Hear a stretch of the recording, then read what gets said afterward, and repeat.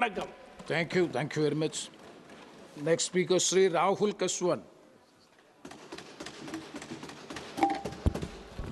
Thank you, sir. Thank you, sir, for allowing me to speak on supplementary demand for grants, first batch 25-26. Sir, दो तीन मंत्रालय की demand of grants पर ही मैं अपनी बात रखना चाहूँगा, क्योंकि आपके समय मेरा लिमिटेड ही रहेगा। सर, जो मेजर इंपॉर्टेंट इशू जो है वो डिपार्टमेंट ऑफ फर्टिलाइजर्स की डिमांड है, जो 31,063 करोड़ रुपीस की एडिशनल डिमांड रखी गई है। सर, फर्टिलाइज़र की जो रिक्वायरमेंट है इस कंट्री के अंदर दिन प्रतिदिन इतनी बढ़ती जा रही है कि राजस्थान का एक रिकॉर्ड के अनुसार पिछले साल के अंदर 18% इंक्रीज पर हेक्टेयर हो चुका है। सर, एनपीके की जो रेशियो निर्धारित है आईसीआर के थ्रू 4:2:1 का जो है वो बढ़ते हुए सर आज 23:6:1 तक पहुंच गया है। सर, हालात ये हैं कि फर्टिलाइजर की डिमांड के ऊपर यूरिया डीपी जब भी सोइंग का एरिया टाइमिंग आएगा सर, किसान लाइन में खड़ा हो जाता है। सर, आज हालत हमारे राजस्थान के अंदर ये हो गई है कि लोगों ने अपने आधार कार्ड्स को लाइन में खड़ा करके छोड़ दिया है और एक आम आदमी उसको देखता रहता है कि कब नंबर आएगा। आलम राजस्थान सरकार का सर ये रहा कि किसान जब यूरिया की डिमांड के लिए लाइन में खड़ा होने गया और वहां पे इतनी भगदड़ मची, पुलिस ने लाठी चार्ज करने का काम किया राजस्थान की सरकार ने किसानों के ऊपर। फर्टिलाइजर्स की इतनी बड़ी किल्लत सर, इसके ऊपर समझना ही पड़े। डिमांड हमारी बढ़ रही है पर सर वो डिमांड एक्चुअल डिमांड में शो नहीं हो रही। सेंट्रल गवर्नमेंट कहती है स्टेट ने डिमांड रखी, हमने पूरी कर दी। स्टेट कहती है सेंट्रल गवर्नमेंट हमें हमारी डिमांड को पूरा नहीं कर पा रही। सर, एक्चुअल सोइंग एरिया में जो requirement of fertiliser urea and DAP की है वो सही डेटा डिस्ट्रिक्ट से कभी जाता ही नहीं। और सर, हर साल जब भी सोइंग की टाइम आती है हमेशा किसान लाइनों में खड़ा होकर यूरिया डीएपी के लिए ब्लैक मार्केटिंग होती है। सर, अनेकों रिपोर्ट है जहां पे ब्लैक मार्केटिंग के कारण डाइवर्जन हुआ है। सर, गुजरात, केरला, राजस्थान, हरियाणा, कर्नाटका के अंदर 70,000 सुपर बैग्स तो अकेले गुजरात में पकड़े गए जब आपकी ये जो यूरिया की सप्लाई ब्लैक मार्केटिंग के थ्रू इंडस्ट्रीज की तरफ सप्लाई की गई। सर, मेरा सरकार से ये कहना है कि इस प्रॉब्लम को आपको रियलाइज करना पड़ेगा कि फर्टिलाइजर की एक्चुअल डिमांड कॉन्स्टिट्यूएंसी से आप राइट उठाइए। किसान को परेशानी करने का सबब सरकार बनाती जा रही है। हमारी डिमांड 314 लाख मैट्रिक टन की जो 23-24 में थी सर, वो आज भी हम डेफिशिट है। सर, हमें इंपोर्ट पर हम डिपेंडेंट है। दूसरी तरफ सरकार ने सर 3 अलग अलग बातें कही, zero budget farming, natural farming, organic farming. Parameter ही नहीं है सर कोई। आज कोई किसान अगर इन तीनों कॉन्सेप्ट को नेचुरल फार्मिंग के ऊपर चला भी गया, अपने प्रोड्यूस को किसको बेचेगा सर? कौन खरीदने वाला है इस प्रोड्यूस को? क्या हमने ऑर्गेनिक फार्मिंग या नेचुरल फार्मिंग या जीरो बजट फार्मिंग की जो प्रोड्यूस है उसके लिए कोई निर्धारित नई एमएसपी डिसाइड करिए सर। मंडी में जाके क्या टेक्नोलॉजी हमारे पास में है जो डिसाइड कर देगी कि ये ऑर्गेनिक प्रोड्यूस है कि ये हमारा नॉर्मल प्रोड्यूस है? और सर, उसके लिए कोई मैकेनिज्म नहीं, इसीलिए सर शिफ्टिंग नहीं हो पा रही।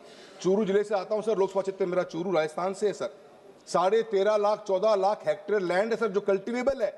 उसके अंदर सर आज की तारीख में भी हम 80% रेनफेड इरिगेशन पे डिपेंडेंट है। उसके बाद नेचुरली लोगों ने हमेशा ऑर्गेनिक फार्मिंग को बढ़ावा दिया, पर सरकार की हैंड होल्डिंग ही नहीं थी सर, और नए हैंड होल्डिंग होने के कारण धीरे धीरे वो भी फर्टिलाइजर तरफ बढ़ता जा रहा है। तो मैं समझता हूं कि जो डिमांड आपने फर्टिलाइजर्स की करी है और जो आप अलग अलग स्कीम्स निकाल के चल रहे हो, ऑर्गेनिक कंटेंट सर ऐसा हो गया है कि हमारा ओसी 93% ऑफ लैंड में ओसी गिरते हुए इतना नीचे आ गया सर कि without DAP and urea you can't even think of doing the agriculture in the country right now. तो मेरा सरकार से ये निवेदन रहेगा कि आप इन तीनों चीजों को कोऑर्डिनेट करिए। एक तरफ zero budget organic natural farming की बात है और एक तरफ यूरिया फर्टिलाइजर की डिमांड बढ़ती जा रही है। इसका मतलब कोऑर्डिनेशन दोनों विभाग में हो नहीं रहा। Sir, ministry of road transport के लिए 18,837 करोड़ रुपीस की रिक्वायरमेंट एडिशनल मांगी गई है। सर, आज की तारीख में भी इस कंट्री के अंदर सर 90,000 गवर्नमेंट ने क्लेम किया कि 14 से लेकर 24 के बीच में 90,000 किलोमीटर का जो राष्ट्रीय राजमार्ग इस देश के अंदर था वो आज बढ़कर 1,48,000 किलोमीटर हो गया है। सब बड़ी खुशी की बात है सर, इतना अच्छा काम हमारे आदरणीय मंत्री जी नितिन गडकरी साहब कर भी रहे हैं। पर सर, क्या अभी पता है कि सर आज भी हिंदुस्तान का 1,48,000 किलोमीटर का नेशनल हाईवे, इसका 70% of national highway is less than sir 2 lane, less than 4 lane sir, 2 lane with pave shoulder रह गया सर।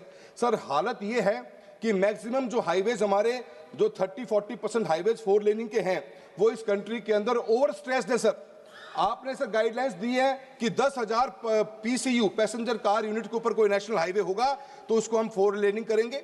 25,000 से ऊपर है तो उसको हम 6 लेनिंग करेंगे सर, और सर 50,000 से ऊपर है तो हम नया हाईवे बनाएंगे सर। राजस्थान के अंदर सर जयपुर से निकलने वाला हर राष्ट्रीय राजमार्ग डबल ऑक्यूपेंसी जरूरत, जयपुर से किशनगढ़ का नेशनल हाईवे सर, मैं प्लीज 2 मिनट लूंगा सर। जयपुर से निकलने वाला किशनगढ़ हाईवे सर आज की तारीख में 50,000 पीसीयू के लिए डिजाइन हाईवे के ऊपर 1,18,000 पीसीयू का ट्रैफिक है सर। 100 लोगों ने एक साथ जान दी हाईवेज के ऊपर, कोई संभालने वाला नहीं है सर। इस मिनिस्ट्री के ऊपर जो पैसा खर्च होना चाहिए, हमारी आज भी लॉजिस्टिकल कॉस्ट 16% हमारी है, जो हाईएस्ट इन द वर्ल्ड है sir right now.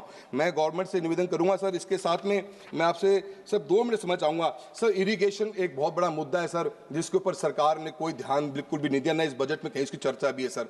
Sir Rajasthan का ऐसा हरिके बराज जिससे पानी, तीनों नदियां जो हमारी ईस्ट रिवर्स हमारी हैं, जो इनका पानी हमें मिलता है, तीनों नदियों का पानी से हरिके बराज में इकट्ठा होता है सर। 75,000 हेक्टेयर लैंड के अंदर, एकड़ लैंड में वो स्टोरेज हमारा बराज है सर, उसकी डिसिल्टिंग पिछले कई सालों से नहीं हुई।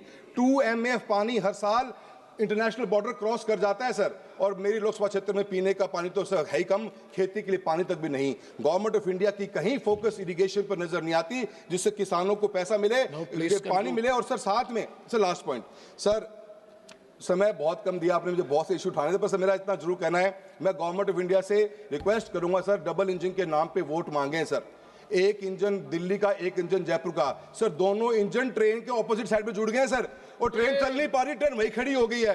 भागीरथ का नाम दिया गया सर, यमुना लिंक के पानी का नाम कहीं चर्चा में नहीं। उसके लिए कब फंडिंग अलाउ होगी ताकि चूरू जिले का 1 लाख हेक्टेयर खिंचे पानी जमीन सिंचाई हो सके। मैं सरकार से डिमांड करूंगा कि आप यमुना लिंक रिवर के पानी को जल्द से जल्द प्रोजेक्ट को मंजूरी देने का काम करें। धन्यवाद। Doctor CN Manjunath.